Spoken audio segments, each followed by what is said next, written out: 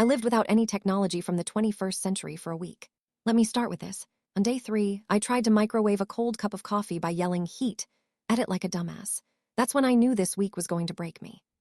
But let's back up. A few weeks ago, a friend casually told me, "You probably couldn't survive a single day without tech." I laughed it off, but something about that stuck with me. Like, was that true? I've always thought of myself as not that dependent. I mean, sure, I spend a little too much time on Reddit, have a low-key panic if I can't find my phone for 5 minutes, and 90% of my social life runs through memes and group chats. But that's just being alive in 2025, right? Still, that little voice in my head wouldn't shut up. And after a long stretch of burnout, stress, and the kind of digital fatigue you don't realize you're drowning in until you step away from the screen and your brain still feels like it's buzzing, I decided to try something. A full week. No smartphones, no internet, no streaming, no smart anything. If it wasn't invented before Y2K, it was off limits. I live alone in a regular apartment, so it's not like I was doing this in a cabin in the woods or anything. I didn't want to romanticize the off-grid life. I wanted real life, real boredom, real awkwardness, real silence. I told a couple of close friends and my sister, mostly so they wouldn't think I was dead. We agreed that in an emergency, I could use my landline. Yes, I got one off eBay just for this, but otherwise I was on my own. I unplugged my router, stored my phone in a locked drawer, covered the TV with a blanket like it was a dead body, bought a physical notebook, picked up a used alarm clock from a thrift shop that looked like it might start smoking if you wound it too hard. The plan was simple. Live like it's 1999 and see what happens. Day 1, phantom vibrations and wall starring. Waking up to an actual alarm clock was like being slapped by time. It didn't fade in gently with birdsong and sunshine like my phone used to do. It screamed at me like a fire drill in a dollhouse. I slapped the top of it out of pure instinct and almost knocked it off the nightstand. I shuffled to the kitchen, made coffee the analog way, kettle on the stove, no buttons, no beep, and stood there drinking it in silence. And that's when it hit me. I had nothing to do. No messages to check, no feed to scroll, no notifications, no what's new on Reddit today. Just me and this ugly-ass beige wall that I'd never really looked at before. By 9:45 a.m., I had already reached for my non-existent phone 3 separate times. Once out of boredom, once to check the time, even though there was a clock in the room, and once because I swore I felt it vibrate in my pocket. It wasn't even in my pocket. Phantom vibration syndrome is real, and it is unholy.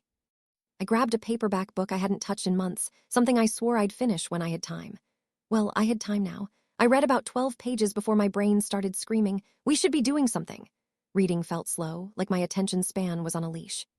So I went for a walk. No earbuds, no GPS, no steps counter. I got lost trying to take a new route home, like literally lost 2 blocks from my apartment. I ended up asking this older guy for directions, and we talked for a bit. He told me about a bakery I should try.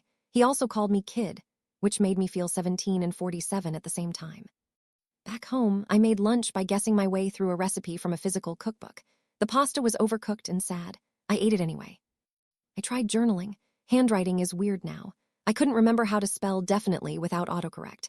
And at one point, I paused to take a picture of the candlelit aesthetic, except again, no phone. I just stared at the cozy vibes and sulked. That night, I went to bed early. Not because I was tired, because there was literally nothing else to do. So by day 2, the novelty of being off-grid had already worn off. I had no unread notifications to chase, no YouTube rabbit hole to dive into, no TikTok to numb the quiet.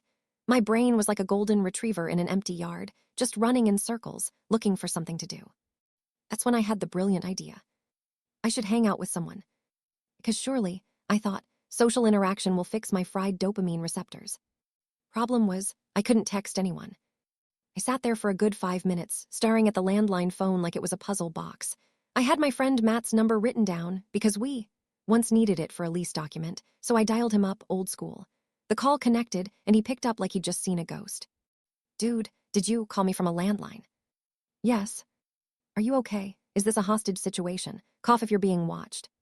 Once I explained the challenge, he laughed and said, "All right, I respect the chaos. You want to hang out tomorrow?" Yes, finally. Human contact, a plan, a mission.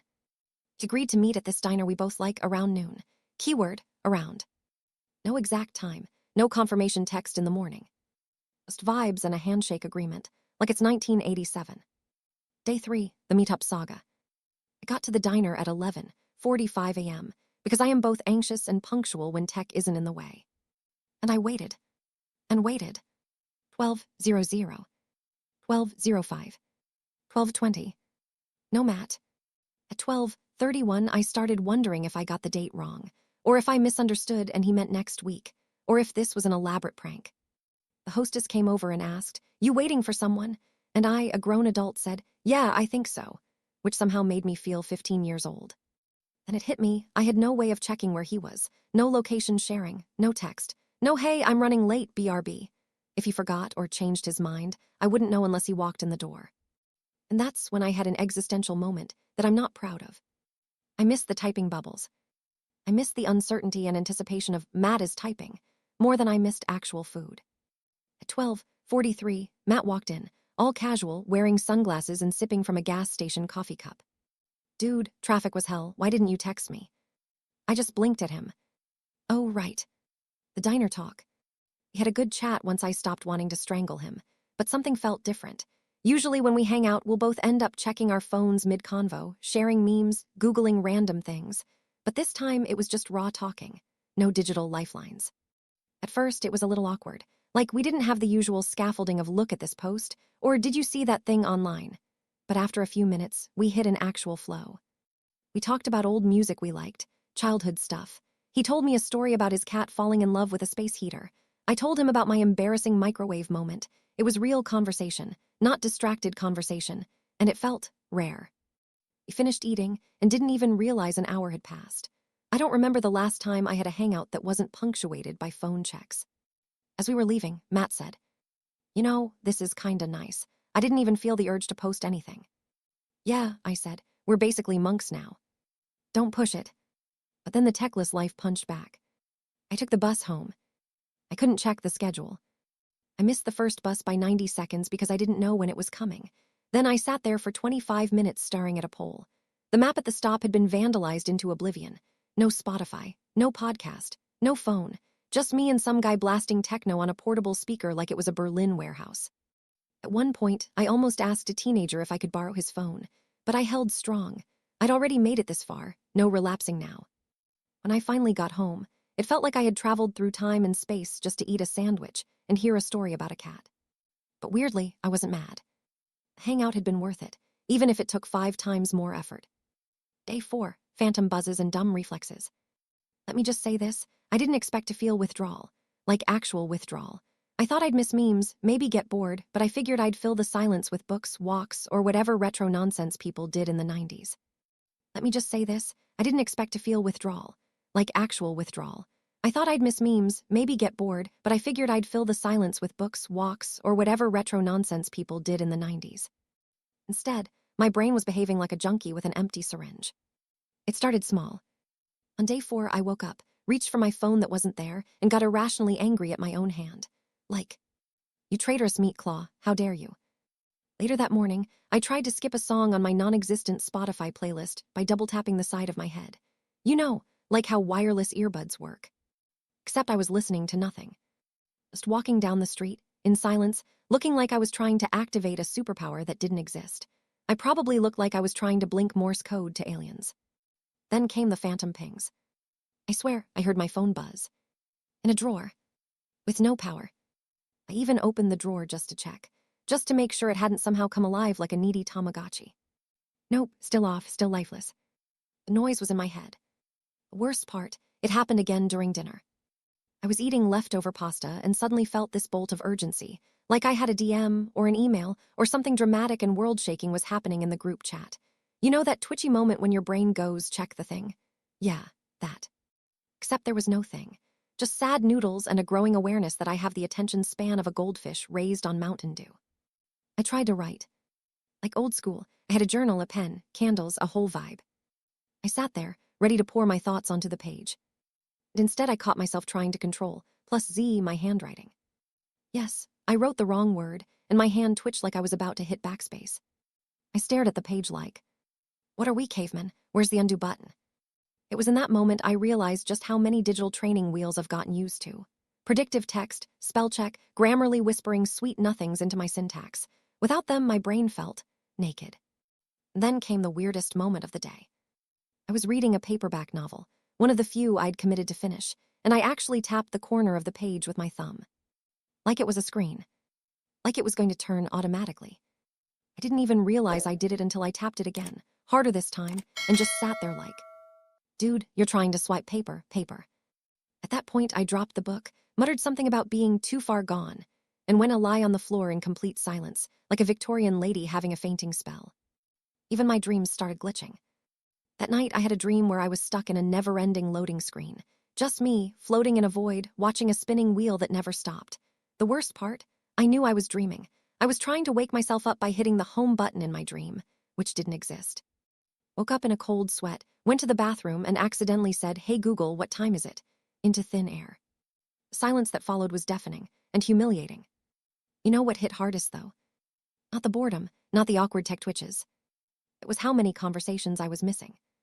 Like every day I'd get this itch to text someone, not because I had something urgent to say, but because I missed those micro moments. The dude look at this cursed TikTok messages. The random, are you alive check-ins. The dumb memes that communicate love better than actual love letters. Without those, the days felt longer, quieter, a little lonely if I'm honest.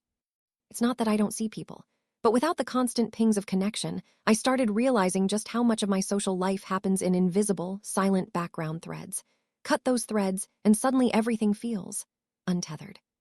So yeah, by day 4, I had yelled at a spoon, whispered to a wall, tapped on books like they were Kindles, tried to mentally copy-paste groceries onto a shopping list, and considered drawing Wi-Fi bars in chalk on my ceiling just to feel something. And yet, there was something weirdly honest about it all. No distractions, no escape, just raw, unfiltered brain static. It sucked, but in a way that felt like maybe it was doing something good, like flossing, but for your consciousness. Day 6, manual navigation and emotional GPS. So, my sister texted me last week, before this madness started. Come visit, I miss your face, bring snacks. She lives about 40 miles away, not far, but in a spot that's annoyingly just outside of easy transit. Normally, I'd waze the route, check traffic, pull up ETA, and blast Spotify while cruising. But this time, MapQuest, baby. I printed it out at the library the day before like it was 2003, and I was about to land party. The librarian looked at me like I had just printed out a lost language. The route had 17 steps. I underlined every slight left and scribbled my own, "Do not miss this," notes in Sharpie like I was prepping for a driving exam. The drive started fine. Windows down, air kinda warm, nothing on the radio except static and someone singing about cornfields. I spent most of the trip in silence, actually hearing the sound of tires on pavement. It felt weirdly meditative, like my brain was finally breathing without background noise. Every time I passed a sign, I noticed it. Like actually read it. Not just skimmed past like a loading screen. I saw a guy walking 3 dogs in a trench coat, a kid selling lemonade with a sign that said, "We take IOUs," a junkyard that had a mannequin army standing at attention on the roof. None of it pinged me. I couldn't take a picture, couldn't post it, couldn't even send it to the group chat with "WTF is this?" And somehow, it all hit harder. Got lost once, took a wrong turn into a cul-de-sac filled with flamingo lawn ornaments and one extremely suspicious-looking goose. I stopped the car and just laughed, like fully laughed, alone, because there was no one to tell, and that felt kind of awesome. I eventually got to my sister's house only 20 minutes late, which, considering I drove there like a medieval cartographer, is a win. The visit. She opened the door, gave me a squinty look. "Why are you holding paper?" "It's a map." "Why are you like this?" We hung out all afternoon. No phones. She actually put hers away in solidarity, which made me emotional for a weird second. We baked cookies like kids, played a dusty game of Uno, talked about how much our mom used to cheat at board games and pretend it was part of the rules. At one point, I told her how weird the past few days had been. All the noise in my brain, the tech cravings, the static. She didn't say anything deep or profound, just nodded and said, "Honestly, I think you're starting to sound normal again." Day 7, quiet doesn't mean empty. I woke up feeling strange. Not bored, not itchy for my phone, just still. Made coffee without a podcast on, sat in my kitchen and stared out the window for like 15 minutes. Not doom scrolling, not skimming news, just looking. Birds were out. There was a neighbor walking his ancient pug. Someone somewhere was cooking bacon. My apartment smelled like slightly burnt toast, and whatever old book scent lives in a place without Wi-Fi. And it wasn't boring, it was kind of beautiful. I sat down to write again, this time not in a weird, I'm doing a challenge way. I wasn't even trying to be productive. I just wanted to describe what I'd been feeling, and without even noticing, I filled 6 pages in longhand. No edits, no rewording, just straight thought. At some point, I looked up and realized 2 hours had passed, and I didn't miss a single notification. I didn't even think about them. The unexpected message. That evening, I was watching the sun go down from my fire escape. Real artsy, I know. I had a blanket, a cup of tea, and the kind of dumb, peaceful smile you'd see in a commercial for antidepressants. Then I saw something wild. The neighbor across the courtyard.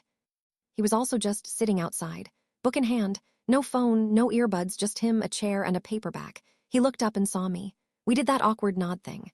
Then he raised his book a little like a toast. I raised my mug back. No words, no sharing it online, no clout points. But it meant something. I didn't need a retweet. That moment was enough. Day 8, the turn on. The experiment ended at midnight. I didn't touch my phone right away. I actually sat there for a while, just looking at it on the table, like it was some ancient relic with cursed energy. The black screen stared back like, well, you miss me. Eventually, I turned it on. It felt like cracking open Pandora's inbox. Storm of notifications hit like a slot machine payout. 273 new emails, only 11 mattered. 37 missed DMs. Group chat chaos, where TFRU right arrow bro did he die? Right arrow plot twist, he joined a cult. One notification from a fitness app. You've been inactive for 7 days. Everything okay? Thanks for checking in, Karen. I didn't feel the rush I thought I would. I didn't need it. In fact, after scrolling for a few minutes, I just put it down. The phone hadn't changed, but I had. New kind of setup. So here, where I landed. I didn't throw my phone in a river. I didn't become a forest monk. But I made some new rules. No phone in bed. No screens during meals. Airplane mode after 9 p.m. Physical books over ebooks. 1 day a week, full tech-free. Even got a paper calendar. Yeah, like with actual squares I write in. It's dumb, I love it. I reinstalled some apps. Deleted others permanently. Turned off all push notifications, except for humans I care about. I still scroll. Sure, I'm not a saint. But now, I can feel the difference between using tech and being used by it. That's the shift. The first real test. A week later, I was waiting in line at the DMV. Normally, that's a perfect time to numb your brain with Reddit, YouTube, something, anything. But I didn't pull out my phone. I just stood there, watched the people, listened to the old guy in front of me talk to the clerk about his fishing license, looked at a poster that said, "Don't commit vehicle title fraud," and genuinely thought, huh, that's a thing, huh? And yeah, okay. I eventually cracked and played Sudoku on a napkin I found in my jacket pocket. But still, progress. So, what did I learn? Nothing revolutionary. I didn't find myself or become enlightened. But I noticed things. The texture of time, the way my brain reaches when it's hungry for stimulation. The stuff I was missing while I was too busy documenting everything else. I learned that silence isn't empty, it's just unoccupied. And that tech, like anything powerful, is best used with intention, not habit. And then, okay, real talk. As I was writing this, I went to double-check a quote on my phone and somehow ended up watching a video of a raccoon using a vending machine. Then a frog playing piano. Then I realized 30 minutes had passed. So yeah, old habits die hard. But now I can laugh at it, get myself, and sometimes even stop. That's enough.